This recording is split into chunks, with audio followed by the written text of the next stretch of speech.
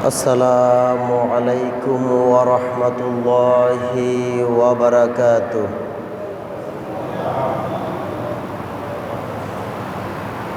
الحمد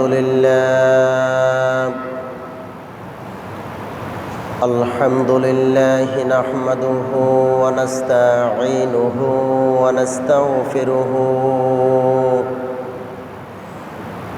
ونستهديه ونؤمن به ونتوكل عليه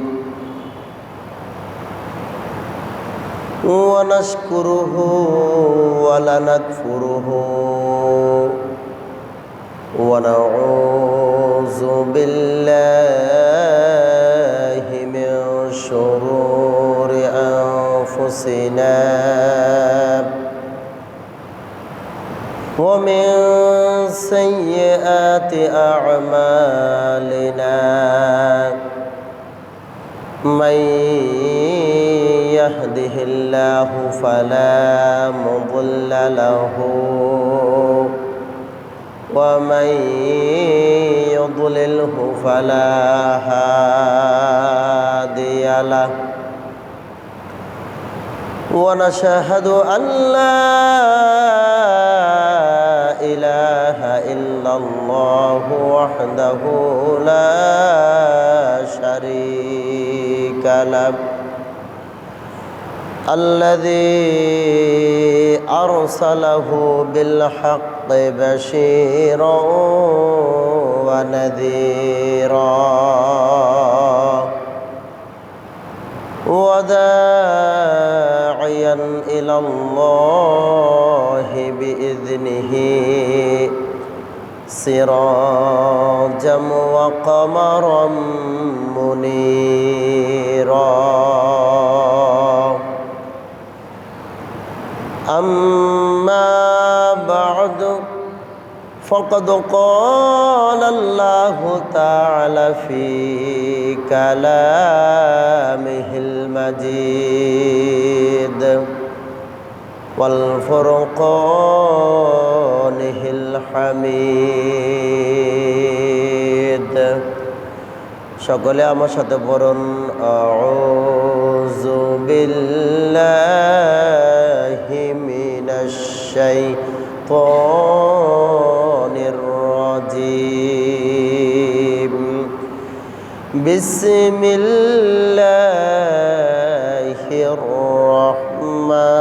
রাহমানির রহিম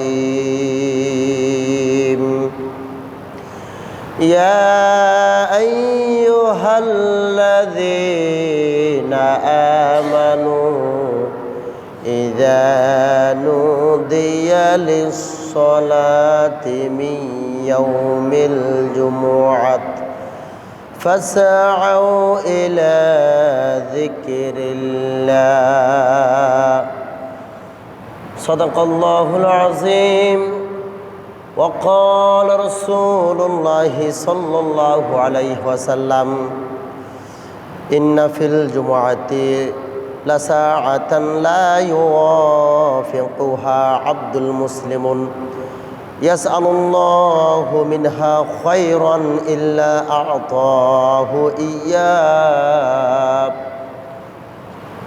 إن الله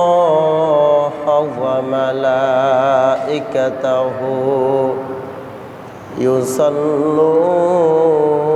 على النبي يا أيها الذين آمنوا صلوا عليه وسلموا تسليما اللهم صل على مولانا محمد وعلى آله مولانا একটু মোহাব্বতের সাথে পড়ি আল্লাহুম্মা সাল্লি আলা سيدنا محمد نبينا شافينا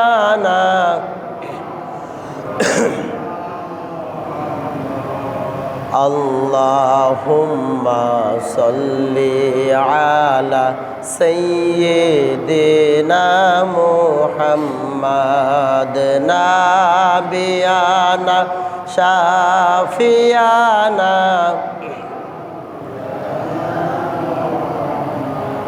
আহারে পাষাণ হৃদয় নবীর জন্য কাঁদলো না আহারে পাষাণ হৃদয় নবীর জন্য কাঁদলো না হায়রে বিনা দোষে নিষ্ঠুরেরা দিল কত যন্ত্রণা আল্লাহুম্মা সাল্লি আলা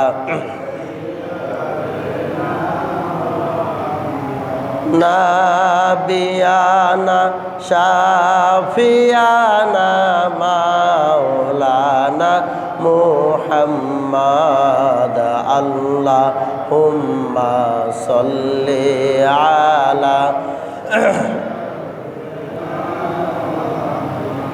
এই দুনিয়া সবই রবে আমরা কেহ থাকব না এই দুনিয়া সবই রবে আমরা কেহ থাকব না হায়রে কবর হবে আসল বাড়ি কবর হবে আসল বাড়ি মাটি হবে বিছানা আল্লাহুম্মা সাল্লি আলা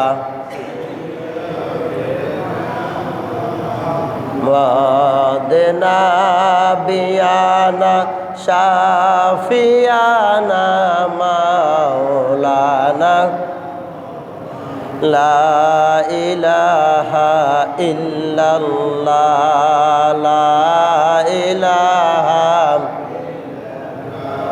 লা ইলাহা ইল্লাল্লাহ লা ইলাহা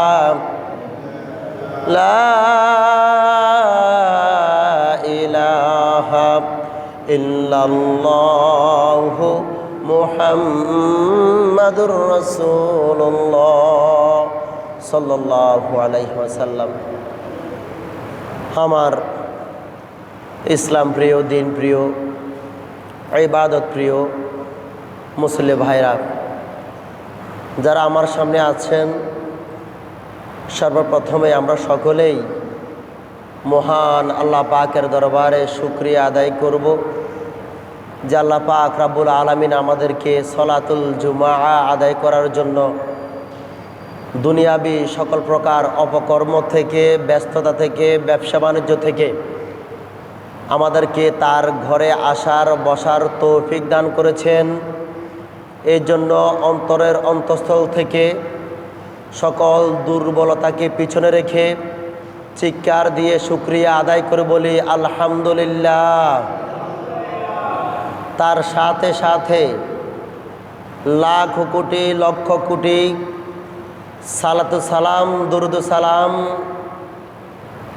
হুজুরপুর নূর সাল্লাল্লাহু আলাইহি ওয়াসাল্লামের উপরে, যেই নবীর জির উপরে দুরুদ পড়লে এই বাংলার জমিন থেকে তার রওজা মোবারকে দুরুদ পৌঁছায়, যার উপর সালাম প্রেরণ করলে তার রওজা মোবারকে সালাম মোবারক পৌঁছায়, যে নবীজি রওজা থেকে আমাদেরকে দেখছেন, আমাদেরকে শুনছেন, আমাদের ভালোবাসা, আমাদের অনুভূতি যে নবীজি বুঝেন, আসুন সম্মানের সাথে ওই নবীজির সম্মানে একবার সকলে বলি সাল্লাল্লাহু আলাইহি ওয়াসাল্লাম।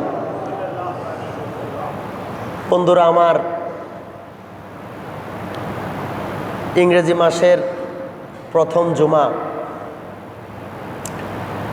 যেহেতু দিন ছোট, গত সপ্তাহে বলে দিয়েছিলাম জুমার দিনটা অত্যন্ত গুরুত্বপূর্ণ একটা দিন। অনেকে দিনকে নিয়েও গাফিলতি করে, আছে না? নামাজ পড়া না বললেই চলে, জুমা পড়া না বললেই, এমনও মানুষ আছে। তিন রকমের মানুষ থাকে। এক ক্যাটাগরির মানুষ হচ্ছে আপনারা যারা আগ কাতারে এসে বসেছেন, একদম সামনে এসে আমি খুতবাতে বসার আগেই 4 রাকাত নামাজ পড়ে সুন্নত পড়ে আপনারা বসেছেন এখানে। আরেক শ্রেণীর মানুষ আসবে নামাজ শেষও না শুরুও না, মাঝখান বরাবর। আর আরেক শ্রেণীর মানুষ আসবে কোনো রকম ইমাম সাহেব খুতবা দিচ্ছে বা ইমাম সাহেব একামাত দিচ্ছে, তখন এসে ঢুকবে। কথা বলেন ঠিক কিনা? এই 3 ক্যাটাগরির মানুষের ব্যাপারে আমি সামান্য কিছু কথা বলবো, যাতে করে আমরা একটু সতর্ক হতে পারি জুমাকে কেন্দ্র করে, জুমার দিনকে কেন্দ্র করে। যেহেতু এক কাতার মানুষ আগে এসে বসে, আর এক শ্রেণীর মানুষ শেষও আসে না, আগেও আসে না, মাঝখান বরাবর আসে, আর আরেক শ্রেণীর মানুষ সবার শেষে আসে। তো এই ব্যাপারে কোরআন এবং হাদিসে খুব ভয়ঙ্কর কথা আছে। কোরআন এবং হাদিসে খুব ভয়ঙ্কর কথা আল্লাহ এবং তার রসুল বলেছেন। আমি যে জুমার ব্যাপারে আলোচনা করব, আল্লাহ পাক পবিত্র কোরআনে এই দিনকে কেন্দ্র করে, এই নামাজকে কেন্দ্র করে একটা সূরা নাযিল করেছেন। সুবহানাল্লাহ। সূরাতুল জুমআ, সূরাতুল জুমআ সম্ভবত পবিত্র কোরআনের 9 নম্বর সূরা। এই দিনকে কেন্দ্র করে আল্লাহ একটা সূরা নাযিল করেছেন। ওই সূরার মধ্যে সব কিছু বলা আছে যে আমরা জুমার দিন আমরা কি করব আর কি করব না।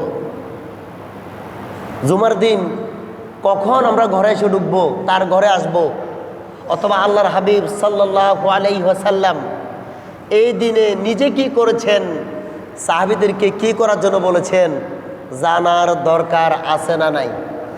জোরে বলেন, আর একটু জোরে বলেন। আমরা শুধু জানলে হবে না, আমল করতে পারবো না ইনশাআল্লাহ। আমল করারও চেষ্টা করব।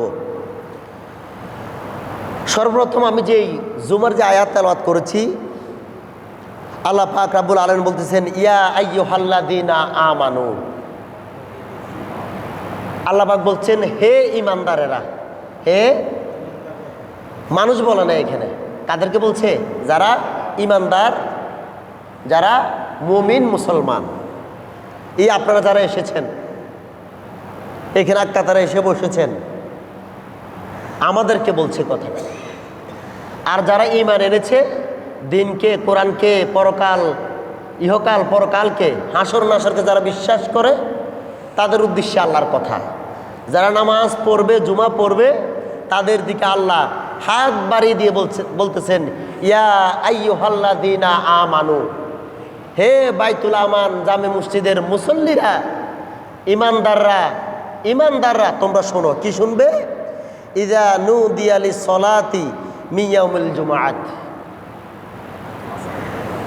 যখন ইমাম সাহেব হুজুর আজকে 12টা 6 আজান দিয়েছে, আল্লাহ পাক বলছেন আজান যখন দিয়েছে, নামাজের জন্য যখন আহ্বান করা হয়েছে, আল্লাহু আকবার বলে যখন মাইকে এলান করা হয়েছে, আল্লাহ বলতেছেন তোমাদের সমস্ত কাজ বন্ধ করে দাও।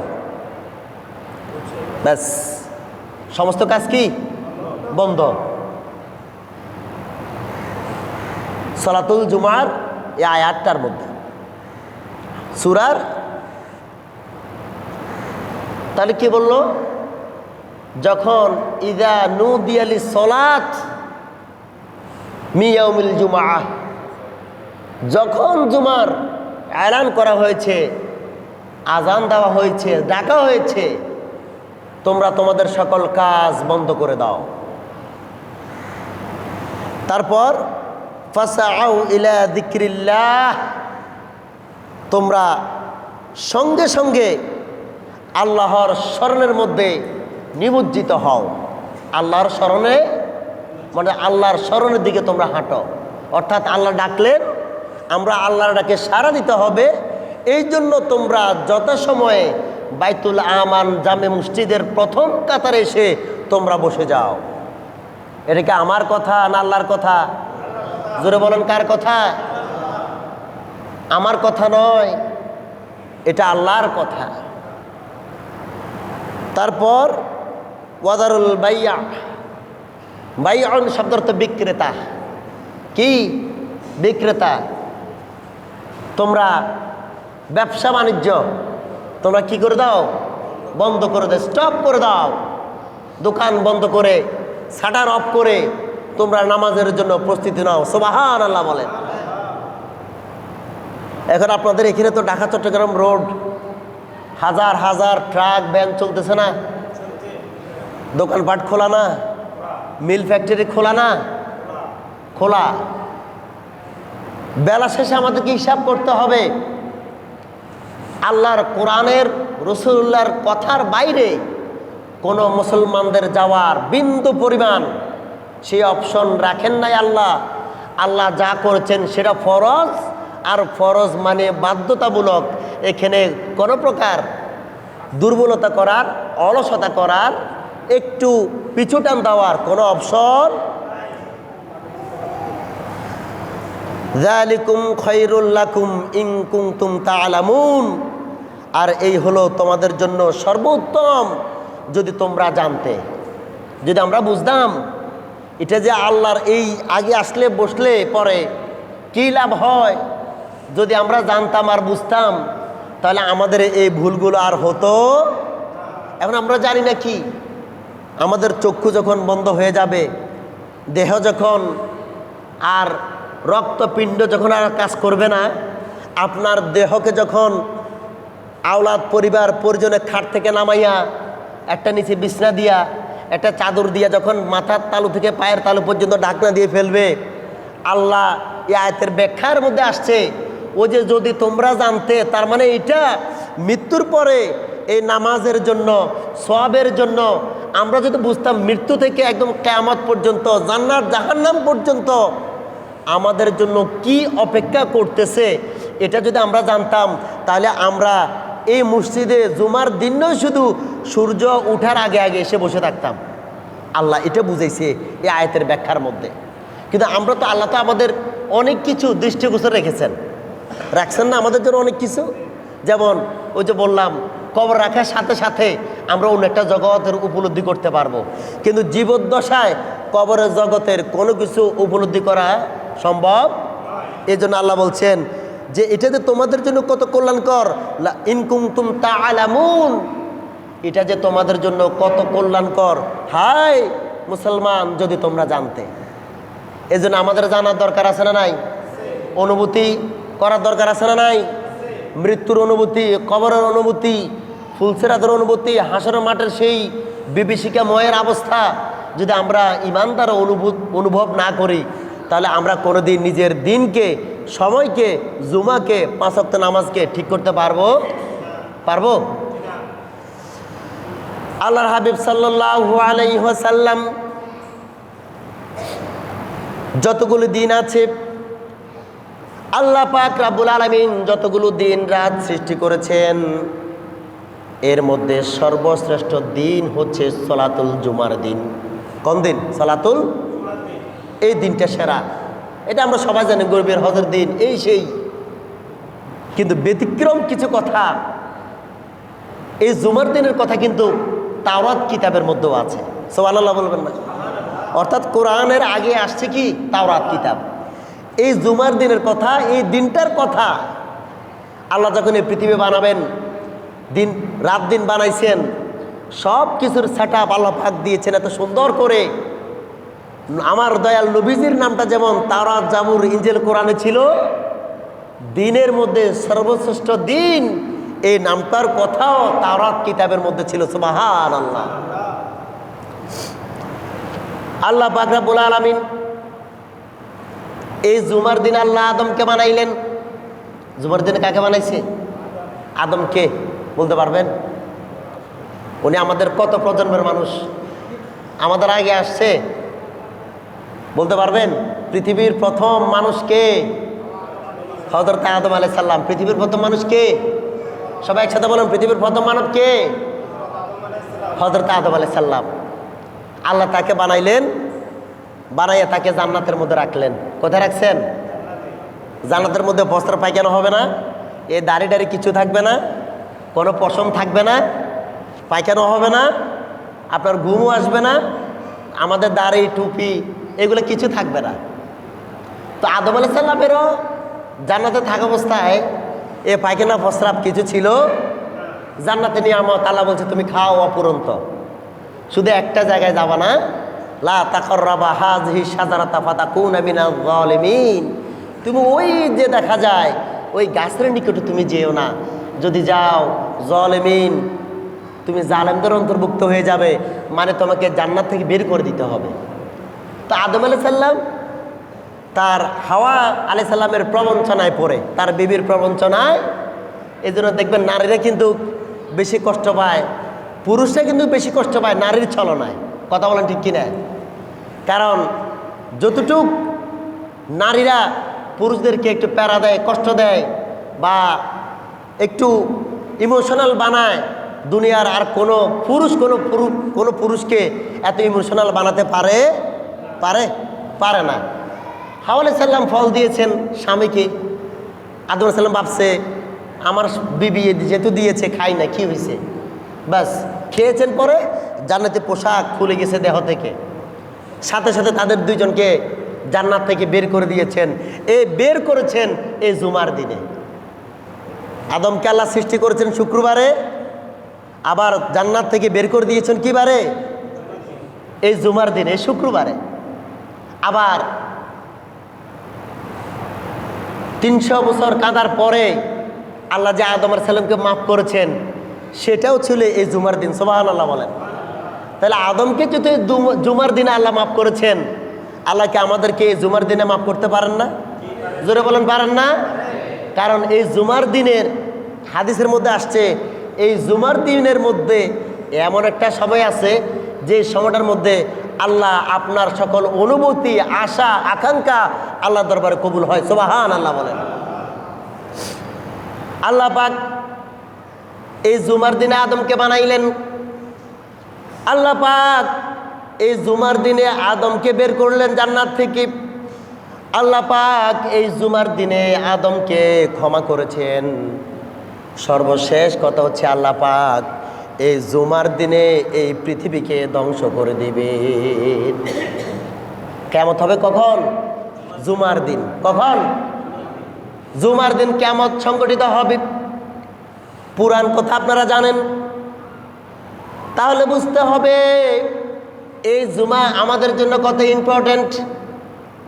পৃথিবীতে যত নবী আলাইহিস সালামগণ এসেছেন, অধিকাংশ নবীদের আগমন এবং মাপ, বিপদ আপদ আল্লাহ ক্ষমা করেছেন এই জুমার দিনে। আর অথচ এই জুমাকে গুরুত্ব না দিয়া আমরা ব্যবসা বাণিজ্য নিয়ে ব্যস্ত আছি। কথা বলেন ঠিক কিনা? আছি না? আমরা ব্যস্ত আছি। আল্লাহ পাক রব্বুল আলামিনের প্রিয় হাবিব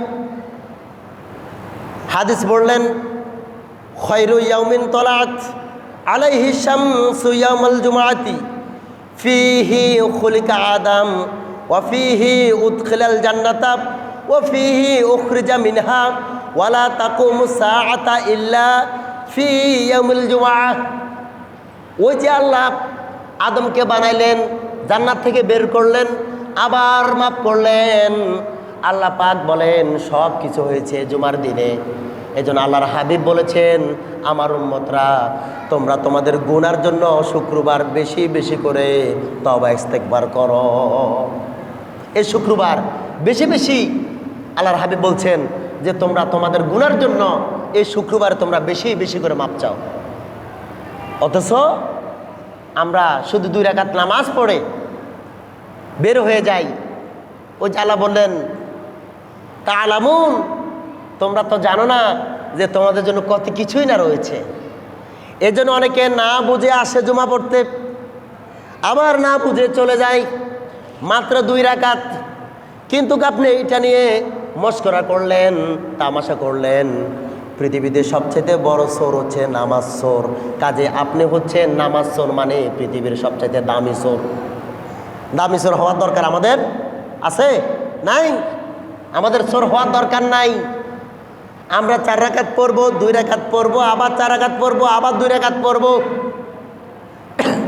সর্বশেষ ইমাম সাহেবের সাথে 2 হাত তুলে বাবা মার জন্য দোয়া করে, আত্মীয় স্বজনের জন্য দোয়া করে বের হব। তাহলে জুমার দিনের হক আদায় হবে মোটামুটি। মোটামুটি আমার বন্ধুরা, এই জুমার দিনকে আল্লাহর হাবিব তুলনা করেছেন আমাদের সাথে। আল্লাহর হাবিব বলতেছেন, পরকালকে যারা বিশ্বাস করে, আমরা সবাই করি না পরকালকে বিশ্বাস? আমরা সবাই কিন্তু বিশ্বাস করি। আল্লাহর হাবিব বলেন, পরকালকে যারা বিশ্বাস করে, সাপোর্ট করে, ওই মানুষগুলির জন্য জুমার দিনটা খুব গুরুত্বপূর্ণ। যখনই তাদের পরকালের কথা মনে হবে, তারা তাদের দুনিয়ার আল্লাহর আদেশের কথা মনে করবে। যারা পরকালকে স্মরণ করবে, তারা জুমার দিন সবার আগে এসে বসে থাকবে। আমার ভালো লাগে এখানে আপনাদের ওই যে চেয়ারে বসে আছে, এরপরে এখানে 5-6 জন মুরব্বী আমি আসার আগে এখানে থাকে। যদি তাদের উদ্দেশ্য সঠিক হয়, এই আজকের হাদিসটা আল্লাহর হাবিব সাল্লাল্লাহু আলাইহি সাল্লাম বলেন, মান কানা ইউমিনু বিল্লাহি ওয়াল ইয়াউমিল আখিরি ফাআলাইহিল জুমআতু ইয়াউমাল জুমআতি ইল্লা মারিদুন আও মুসাফিরুন আও ইমরাআতুন আও সাবিয়্যি আও মাজনুনা আও মামলুকুন ফানিস্তাগনা বিলাহি আও তিজারাতিন ইস্তাগনাল্লাহু আনহু ওয়াল্লাহু গনিয়ুন হামিদ। আল্লাহর হাবিব হাদিসে স্পষ্টভাবে বললেন, যে ব্যক্তি আল্লাহ এবং পরকালের প্রতি ঈমান রাখে, তার অবশ্যই জুমার দিনের জুমার নামাজ আদায় করা কর্তব্য। দেখছেন, যারা পরকালকে বিশ্বাস করে, আল্লাহর হাবিব বলতেছেন তাদের অবশ্যই জুমার নামাজ আদায় করতে হবে, এটা কর্তব্য। তার মানে যারা জুমা আদায় করে না, তারা পরকালকে বিশ্বাস করে? কথা বলে না, করে? যারা জুমা আদায় করে না, তারা পরকালকে বিশ্বাস করে না। এখন যারা নামাজ পড়ে না, তারা ভাবে আমি তো মুসলমান হয়েছি, কালিমা পড়েছি, সব তো ঠিক আছে, কিন্তু আল্লাহর হাবিব বলতেছেন যারা নামাজ পড়ে না, তারা পরকাল বিশ্বাস করে না। আর যারা পরকাল বিশ্বাস করে না, তারা কি মুসলমান থাকবে? তারা মুসলমান থাকতে পারে? কারণ ঈমানের প্রথম শর্ত হচ্ছে পরকালকে বিশ্বাস করা। আল্লাহ যে সমস্ত আসমানি কিতাব নাজিল করেছেন বিশ্বাস করা, নবী রাসূলকে বিশ্বাস করা। এখন কে যদি জুমা না পড়ে, সে পরকালকে অস্বীকার করেছে। আর যে পরকালকে অস্বীকার করেছে সেই 100% সে জাহান্নামী, জাহান্নামী, জাহান্নামী। এই জন্য জুমা যারা পড়ে না, তাদের কাছে শুধু এই মেসেজটা পৌঁছাই দিবেন, এই ডায়লগটা পৌঁছাই দিবেন যে আজকে বায়তুল আমান জামে মসজিদের খতিব সাহেব বলেছেন, যারা জুমা পড়ে না, এটা বলবেন। জুমা বিশ্বাস করে না সেটা বলি নাই, যারা জুমা পড়ে না তারা মনে হয় পরকালকে অস্বীকার করেছে। আর যারা পরকালকে অস্বীকার করেছে, তারা চিরস্থায়ী জাহান্নামের মধ্যে থাকবে। এটা আমার কথা নয়, এটা হচ্ছে আল্লাহ এবং তার রসুলের কথা। কথা বুঝতে পেরেছেন? কথা বুঝতে পেরেছেন? শুধু তাই নয়, আল্লাহর হাবিব সাল্লাল্লাহু আলাইহি সাল্লাম বললেন, তবে রোগী, মুসাফির, মহিলা, শিশু, পাগল, মাদ আছে না কিছু অসুস্থ, তাদের জন্য ছাড় আছে না নাই? রোজার শরীয়ত যেটা, রোজার বৈশিষ্ট্য যেমন, ডাক্তার যদি ওষুধ দেয় স্লিপের মধ্যে, আপনি ওষুধ খেতে হবে দুপুরবেলা, কিছু করার, রোজা ভাঙা যাবে। রোজা ভাঙা পরবর্তীতে আপনি লেবেল করবেন বা রাখবেন একটা, কিন্তু ইচ্ছে করলে ভাঙলে এটার কোনো সমাধান, জরিমানা আছে। একটা ভাঙলে 7টা রাখতে হবে, ওই 7টা থেকে যদি আরেকটা ভাঙেন আরও 7টা রাখতে হবে। কাজে আপনার বাঁচার উপায়। ঠিক এই জুমার ক্ষেত্রে যদি কোনো ওজর থাকে, যদি কোনো ওজর থাকে, কোনো রিজন থাকে, যে কোনো কারণ থাকে, তাহলে আপনি জুমাটা ত্যাগ করতে পারবেন। কিন্তু ইচ্ছাকৃতভাবে আপনি জুমা ত্যাগ করবেন, জুমা ছাড়বেন, এই অধিকার আল্লাহ এবং তার রাসূল আমাদেরকে দেন, ইচ্ছা করে ছাড়া যাবে না। ইসলাম চিন্তা করলে খুবই সহজ, আবার চিন্তা করলে অনেক কঠিন। নিজের ভিতরে লালন পালন করলে খুবই সহজ। আজকে আপনি হসপিটাল বিছানায় শোয়া, আপনি জুমা পড়তে পারেন নাই, আল্লাহ রাসূল বলেছেন কোনো সমস্যা, কিন্তু আপনি ইচ্ছা করে জুমা ত্যাগ করবেন বলছেন, আপনি আল্লাহর হাবিব বলছে ইচ্ছা করে জুমা ত্যাগ করেছেন, ছেড়েছেন, পড়েন নাই, আপনি পরকালকে অস্বীকার করেছেন। পরকালকে অস্বীকার করা এটা কি যেমন তেমন ব্যাপার? এটা কি যেমন তেমন ব্যাপার? আল্লাহর হাবিব সাল্লাল্লাহু আলাইহি সাল্লাম আবার বললেন, এই নামাজ হতে যারা গাফেল থাকে তাহলে আল্লাহ তাআলা ও তার ব্যাপারে বিমুখ থাকবেন। শুধু তাই নয়, আল্লাহ বলেছেন যারা নামাজকে ত্যাগ করে, নামাজ পড়ে না, আল্লাহ তাদের দিকে নজর দেন না। আল্লাহ তাদের দিকে নজর, এই যে বাবারা যারা আছেন, রাগের মাথায় ছেলে যদি কোনো ভুল করে একদিন বা আধবেলা ছেলের সাথে রাগ করে কথা বলেন না, এরকম আছে না? এরকম হয় না? তো বাবাকে ইচ্ছা করে কথা বলে না, না ছেলের কোনো ভুলের কারণে বাবা কথা বলতে চায় না, ছেলের ভুলের কারণে। তাহলে আল্লাহ যদি এরকম আমাদের দিকে রাগ করেন, আমাদের ভুলের জন্য আমাদের দিকে না তাকান, বাবা যেমন ছেলের দিকে না তাকালে ছেলের যেমন কিছু আর থাকে না দুনিয়াতে, যে রব আসমান জমিন বানাইলেন, যে রব আমাদেরকে বানাইলেন, ওই রব যদি আমাদের দিকে না তাকান, ও মুসলমান, আমাদের আর কোনো অস্তিত্ব থাকবে? আমাদের বাঁচার কোনো উপায় আছে? উপায়? এই জন্য আল্লাহ রাব্বুল বলেছেন আল্লাহ তাদের দিকে তাকান না, তাদের থেকে আল্লাহ মুখ ফুরিয়ে নেন। এরপরে বলেছেন আল্লাহ হলেন মুখাপেক্ষীহীন ও প্রশংসিত। আল্লাহ কি? মুখাপেক্ষীহীন, প্রশংসিত। আল্লাহ যদি আমাদের দিকে না তাকান, আল্লাহর কোনো ক্ষতি হয়? এই হলো যা কথা। তাহলে আমাদেরকে বুঝতে হবে এই জুমার দিনটার গুরুত্ব কেমন, এই জুমাটার ছেড়ে দিলে কি হবে। আমরা আজকে এটা বুঝতে পারলাম মোটামুটি। এর জন্য আমরা যতটুকু সুস্থ থাকি, সবল থাকি, যে অবস্থায় থাকি, যেখানেই থাকি, সময় হলে পরে আমরা জুমার নামাজটা পড়ার চেষ্টা করবো। কথা বলেন ঠিক কিনা? এরপরে আসেন দোয়া কবুলের ব্যাপারটা। আল্লাহর হাবিব সাল্লাল্লাহু আলাইহি সাল্লাম, বুখারী এবং মুসলিমের মধ্যে হাদিসটি এসেছে, দোয়া কবুলের সবচেয়ে বেস্ট দিন হচ্ছে এই জুমার দিন। সুবহানাল্লাহ বলেন। আমাদের অশান্তির অভাব নাই, অভাবের অভাব নাই, শারীরিক সমস্যার অভাব নাই, মানসিক টেনশনের শেষ নাই, অথচ এগুলার সকল ট্রিটমেন্ট আল্লাহ দিয়ে দিয়েছেন। কারণ মানসিক রোগের কোনো ওষুধ আছে ভাই? আসেনি? কথা বলেন, আসেনি?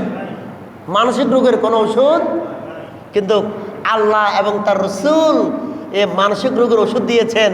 এক নম্বরে, তোমার যদি কোনো চাওয়া পাওয়া থাকে, সমস্যা থাকে, তাহলে ও আমার বান্দা, আল্লাহ বলেছেন, ও আমার উম্মতরা, তোমরা জুমার দিনে মসজিদে ঢুকো, তোমরা জুমার দিনে আমার কাছে চাও। কারণ জুমার দিন এমন একটা সময় আছে, ওই সময় তোমাদের দোয়া আল্লাহ কবুল করেন। সময়টা আছে, কবুল হয়, এটা সত্য। আপনারা ইতিকাফে থাকেন না রমজান মাসে এখানে? তো ইতিকাফের বৈশিষ্ট্য কি? বেজর রাত্রির যে কোনো শেষের 10 দিন বেজর রাত্রি লাইলাতুল কদর হতে পারে নাকি? লাইলাতুল কদর 27 দিন, এটা আমরা অনেকেই রিসার্চ করে গবেষণা করে বের করেছি। তবে নির্দিষ্ট করে বলতে পারবে না যে 27-এর দিনে লাইলাতুল কদর, এটা কেউ বলতে পারবে। তবে আমরা সবাই আমল করি ওই দিনে, এটা যেমন করা যাবে।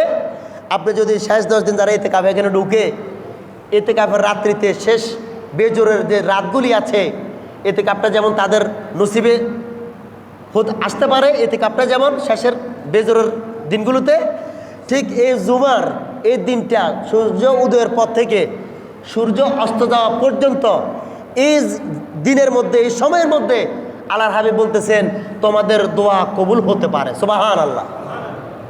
তার মানে আমাদের কি করতে হবে? ওই দিনটাতে সতর্ক থাকতে হবে, অ্যালার্ট থাকতে হবে, ওযু করে 5 ওয়াক্ত নামাজ পড়তে হবে। এবার বলে দিচ্ছি আরেকটু কখন হতে পারে দোয়াটা কবুল। হাদিসের ভাষায় বলা যায় যে আসর থেকে মাগরিবের মধ্যে দোয়া বেশি কবুল হয়। সুবহানাল্লাহ বলেন। ও যেরকম 27-এর দিনটা মোস্ট ইম্পর্টেন্ট, ঠিক এমনিভাবে শুক্রবার দিনের মধ্যে আসর থেকে মাগরিবের সময়টা মোস্ট ইম্পর্টেন্ট। এই সময়ে দোয়া কবুল হওয়ার সম্ভাবনা বেশি। এখন আমরা তো এই সময় নামাজটা পড়ি না, আমরা খেলি, টিভি দেখি, চার দোকানে বসে থাকি, অথচ দোয়া কবুলের সময় হচ্ছে আসর থেকে মাগরিব। এই জন্য আসর আর মাগরিবটা বাবারা গ্যাপ দিবেন না, জুমা পড়বেন। এক কথায় জুমার দিনের 5 ওয়াক্ত নামাজ জামাতে পড়বেন। পারবেন তো ইনশাআল্লাহ? পারবেন তো ইনশাআল্লাহ? এই দোয়া কবুলের ব্যাপারে আল্লাহর হাবিব সাল্লাল্লাহু আলাইহি সাল্লাম বুখারী শরীফের মধ্যে এবং মুসলিম শরীফের মধ্যে হযরত আবু হুরায়রা রাদিয়াল্লাহু তাআলা বলেন, ইন্না ফিল জুমআতি সাআতান লা ইউওয়াফিকুহা আব্দুল মুসলিমু ইয়াসআলুল্লাহু মিনহা খায়রান ইল্লা আ'তাহু আইয়াহু। আল্লাহর হাবিব বলতেছেন যে জুমার দিন এমন একটা সময় আছে যখন কোনো মুসলিম বান্দা আল্লাহর কাছে কল্যাণের কিছু কামনা করে, অবশ্যই আল্লাহ সেটা তার হাতে তুলে দেন। সুবহানাল্লাহ বলেন। আপনি কল্যাণকর কিছু আল্লাহর কাছে চাইবেন, আল্লাহ হাবিব বলতেছেন আল্লাহ সেটা তার হাতে তুলে দিবেন স্বয়ং নিজে। সুবহানাল্লাহ বলেন। এই জন্য দুনিয়ার কোনো রাজা বাদশার কাছে চাইলে হবে না, আপনি চাইতে হবে প্রথমে কার কাছে? আল্লাহর কাছে, যেগুলোর চিকিৎসা দুনিয়ার কোনো মানুষও দিতে পারবে না। রোগ মুক্তি ডাক্তার হচ্ছে একজন উসিলা, কিন্তু মূল ট্রিটমেন্ট আল্লাহ দিয়েছেন। আপনার যদি মন খারাপ হয়, রাগ উঠে যায়, তাহলে আল্লাহ বলেছেন বেশি বেশি আল্লাহর নাম নিতে, জিকির করতে। যদি রাগ কন্ট্রোল না হয়, আপনি মাটিতে শুয়ে যান। এরপরে যদি কন্ট্রোল না হয়, আপনি একটু গোড়াগড়ি করেন, আপনার রাগ ঠিক হয়ে যাবে। সুবহানাল্লাহ বলেন। কিন্তু আমরা এগুলা করতে পারি, মন চায় না। আল্লাহর হাবিব সাল্লাল্লাহু আলাইহি সাল্লামের সাহাবী হযরত আবু হুরায়রা রাদিয়াল্লাহু তাআলা সব চাইতে বেশি হাদিস বর্ণনা করেছেন। এই আবু হুরায়রা একদিন সিরিয়ার উপত্যকা দিয়ে যাচ্ছেন, তাওরাত কিতাবের একজন পণ্ডিতের সাথে তার দেখা। কাব, তিনি ছিলেন তাওরাত কিতাবের একজন আলেম, আর আবু হুরায়রা হচ্ছেন আল্লাহর রসুল এর জীবনের আলোকে অনেকগুলো হাদিস হযরতে আবু হুরায়রা নিজের সিনার মধ্যে রেখেছেন।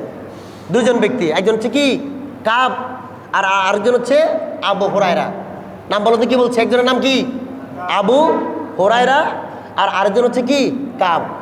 আবু হুরায়রা হচ্ছে রাসূলের সাহাবী, রাসূলের সবচেয়ে বেশি হাদিস বর্ণনাকারী ব্যক্তি, রাসূলের পাশাপাশি ছিলেন। আর কাব হচ্ছে তাওরাত কিতাবের একজন পণ্ডিত।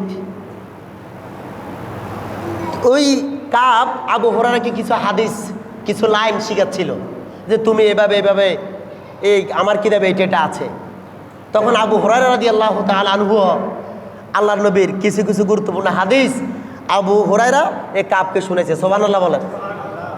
কারণ তাওরাত কিতাব তো চলে গেছে, এটা অফ কোরআন আসার পরে, কিন্তু কোরআন এবং আল্লাহ নবীর হাদিস এটা কোনোদিন বন্ধ হবে, কারণ রসুল হচ্ছেন শেষ নবী, তারপরে আর কোনো নবী আসবে।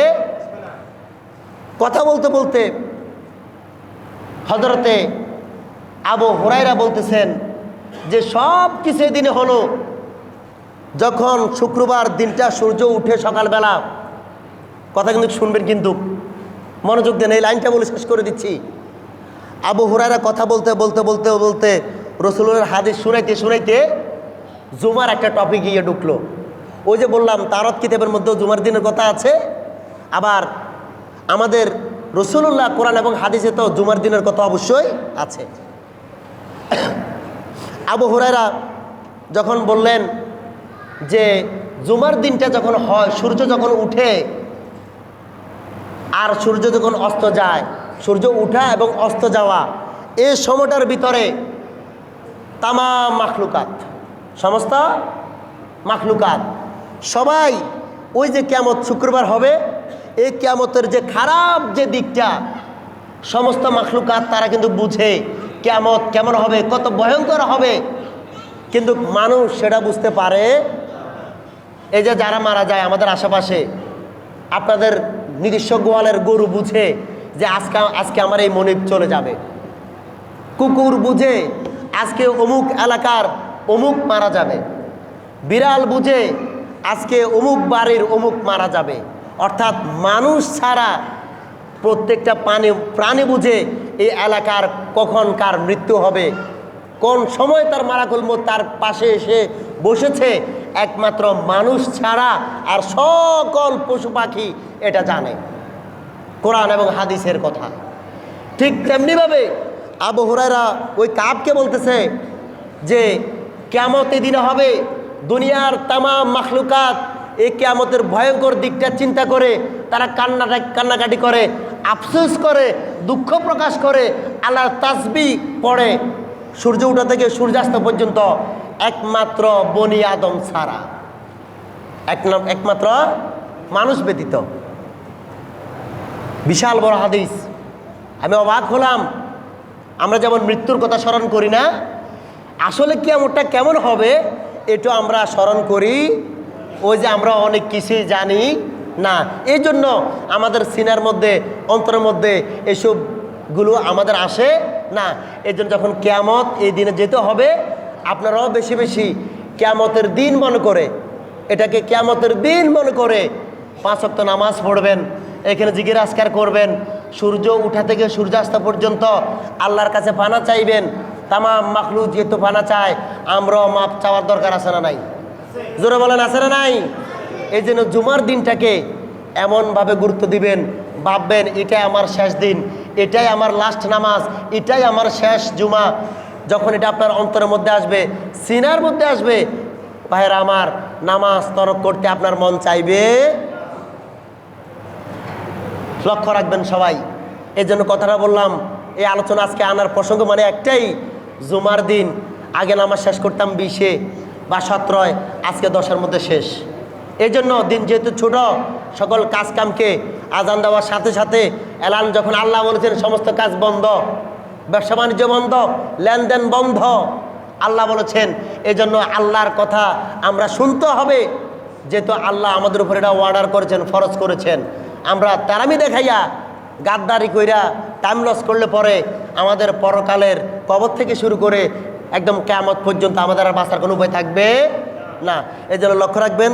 হাজরিন, গত জুমায় এখানে আপনারা সহযোগিতা করেছেন 1400 টাকা। আল্লাহ পাক সকলের দানকে কবুল করুক বলে আল্লাহুম্মা আমিন। যারা সুন্নত পড়েন নাই, মেহেরবানি করে সুন্নত পড়ে নেন।